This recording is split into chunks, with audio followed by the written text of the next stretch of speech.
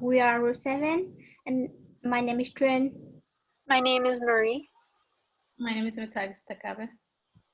So the topic we choose for our presentation today is about physical activity. And the campaign that we created is the MOVE campaign, with the slogan is Move, Be Active, and Grow Healthy. So next slide. Our goal for this campaign is bringing awareness to San Jose State University students on the importance of engaging in physical activities. And of course, our target audience is San Jose State University students.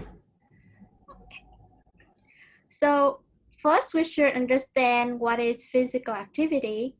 According to WHO, physical activity is defined as any bodily movement produced by skeletal muscle that requires energy expenditure, including activity undertaken while we working, playing, carrying out household chore, traveling, or engaging in recreational pursuit.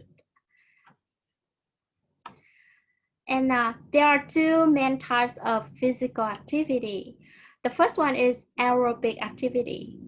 So moderate to intensity aerobic exercise provides cardiovascular conditioning, and the term aerobic actually means that breathing control the amount of oxygen that can make it to the muscle to help them burn fuel and move.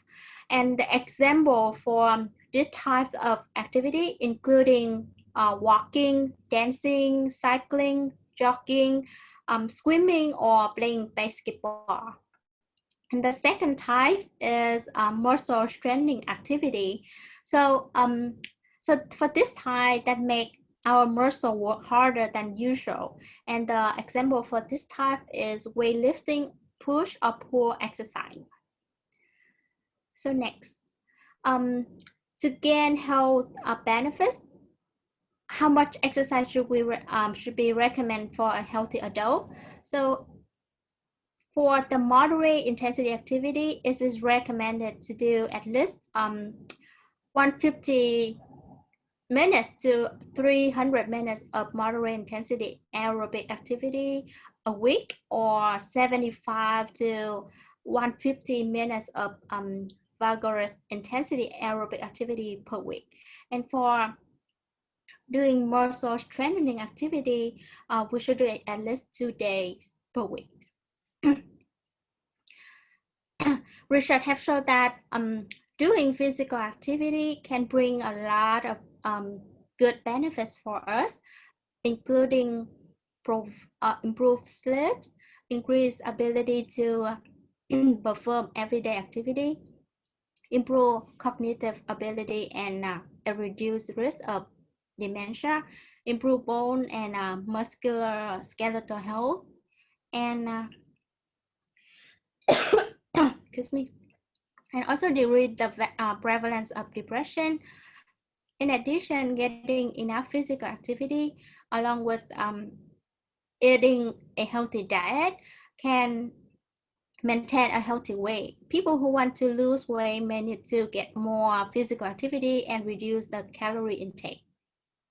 So the harmful effect of not getting enough physical activity are well recognized. The first one is about heart disease. So not getting enough physical activity can lead to heart disease, even for people who have no other risk factor. And second, not getting enough physical activity can raise a person's risk of developing type 2 diabetes. And physical activity can help to control the blood sugar, our weight, and the blood pressure, and also help to raise the good cholesterol and lower the bad cholesterol.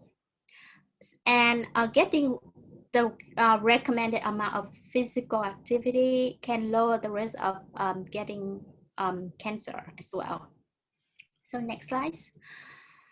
There are some fast facts about physical activity that I want to mention is only 1 in 4 US adults and 1 in 5 high school students meet the recommended physical activity guideline according to CDC.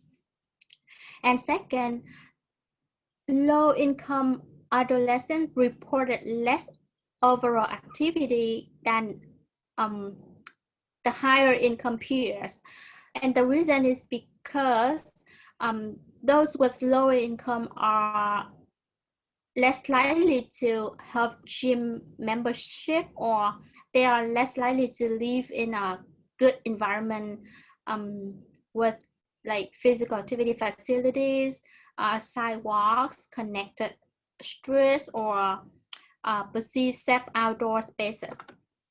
And lastly, in the United States, an estimated of 117 billion in annual healthcare costs, and about 10% of premature mortality are associated with inadequate physical activity, according to Percy et al. And for the theoretical framework, a conceptual framework that has been successfully applied for exercise, physical activity, behavior is the theory of planned behavior. The theory of planned behavior has well shown the relationship between attitudes and physical activity behavior directly or indirectly through intention. And attitude, subjective norm, and perceived behavioral control are three independent concepts of this theory. So next slide, please. So for the subjective norms, we believe that, for the attitude, we hope to change student perception of the importance of physical activity, such as weight control, prevent diseases, reduce joint rigidity, social relation, and improve quality of life. And for the subjective norms, we believe that family members, friends, classmates, physicians, and co-workers usually are significant people who their suggestions are important for us to perform physical activity. And lastly, for the perceived behavioral control, we hope to show our peers elements that prevents us from performing physical activity, such as health problem, cost, or insufficient of energy, lack of time, or lack of motivation. And now I'm gonna pass this over to Mary. She's gonna talk about the message of our campaign. Hello, thank you, Trin. So the MOVE campaign messages, I've included 3 of them. So the first one is a TV public service announcement. The second one is a town hall meeting flyer. And the third one is a story, a social media digital storytelling piece. So the first one is Adventures Out There. So we'll go ahead and watch this 30-second video. You don't have to run to stay active. There are many activities that you can enjoy in the great outdoors. You can go on a hike, ride a bike, go rock climbing, go kayaking, and much more. Adventure is out there. So this type of video promotes other types of physical activity through outdoor adventures and activities. It is visually appealing and can be shared as a TV public service announcement or through social media. It is an example of the RAT-TPB through visual or verbal persuasion. It encourages the viewer by showing that there are more options to stay active rather than the regular just running or walking. Next slide.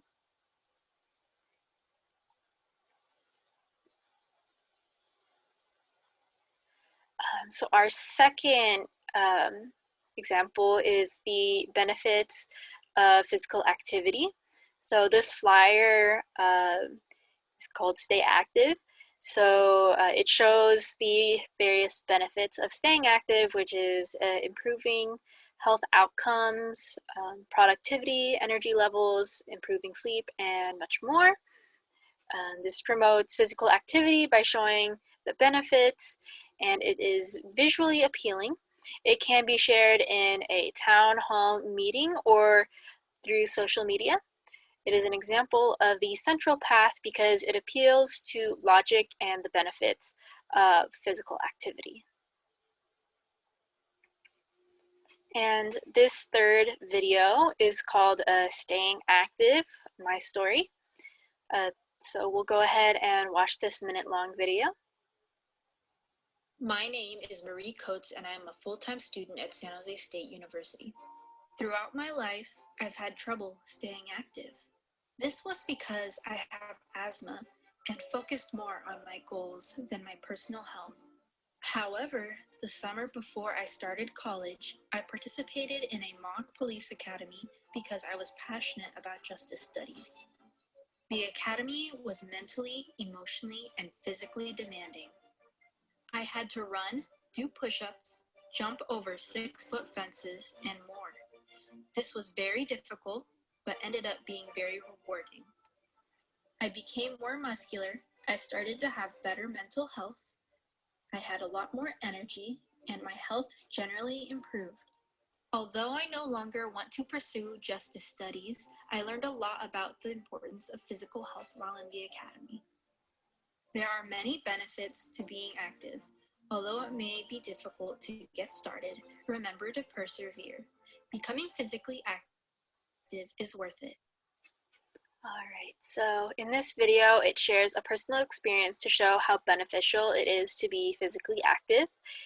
And it tries to relate to the viewer as a college student. This video can be shared as a TV public service announcement or through social media.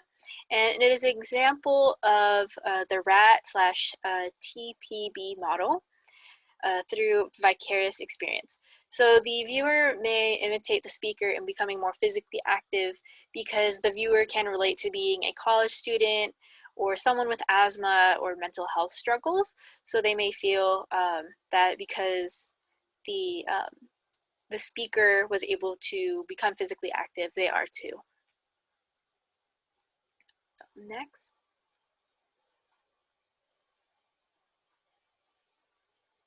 All right, so I'm going to go ahead and pass it over to Meti now.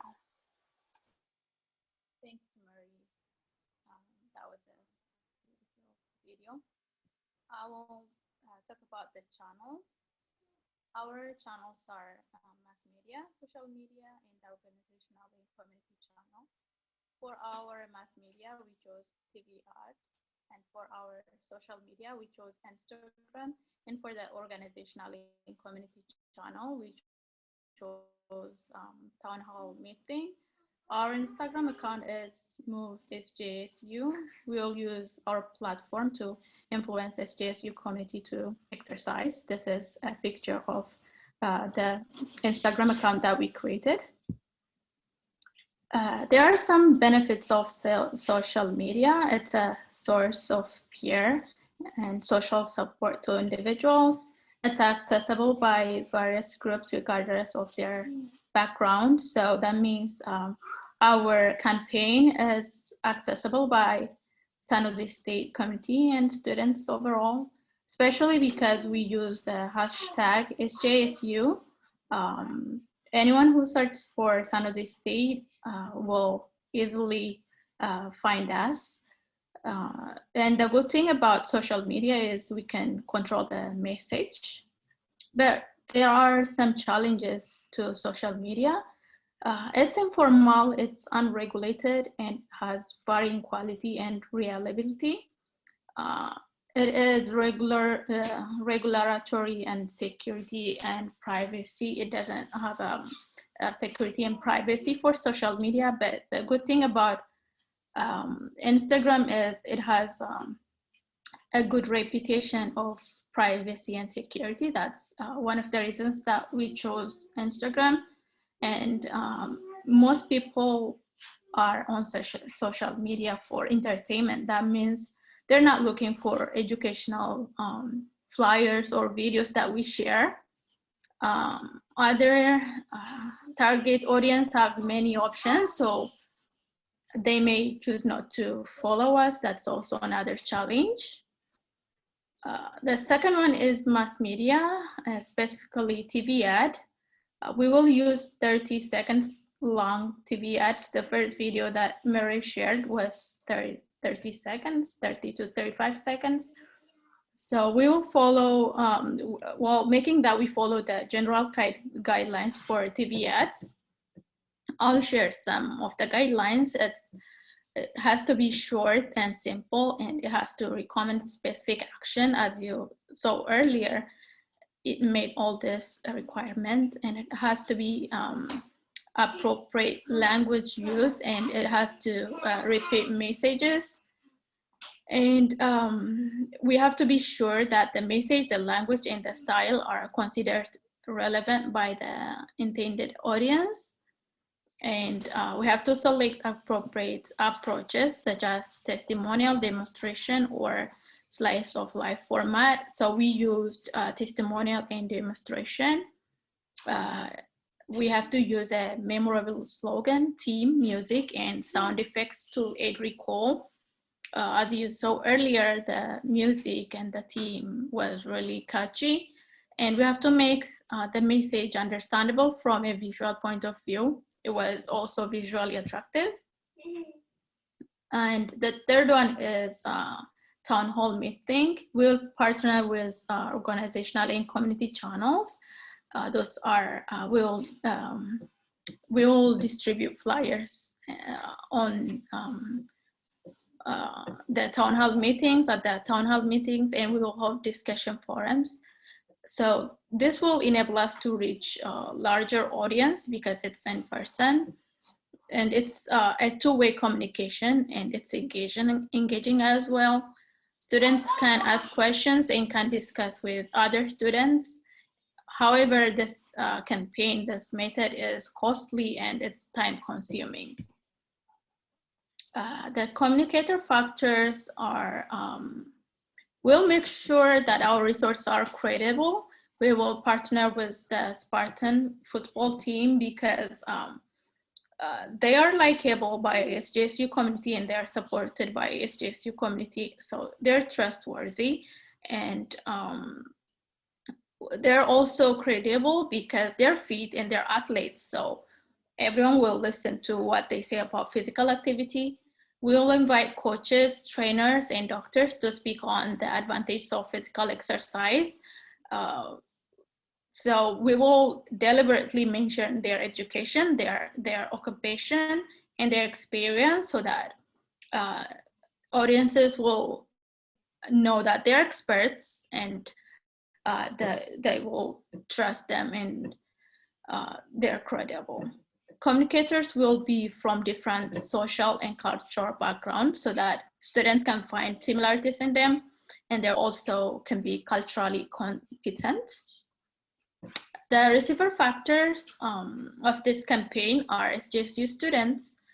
We don't target or exclude any group or any individual because of their cultural background, or we make sure that we don't offend any religious perspectives, language, custom, sexuality, gender, anything that anyone belongs into. So that means we consider APA guidelines. We expect our receivers to have more health understanding than the general population. We expect them to have at least an interactive health literacy. It means advanced cognitive and social skills that allow an individual to extract and derive meaning and to apply new information to a changing circumstances. But some students might have critical health literacy that's even better than interactive health literacy, depending on their majors. For example, nursing students or any other health majors may have critical health literacy. So it depends on the classes they take. As a conclusion, we have regular exercises, one of the best things we can do for our health, and thus are our references. And thanks everyone for listening to us.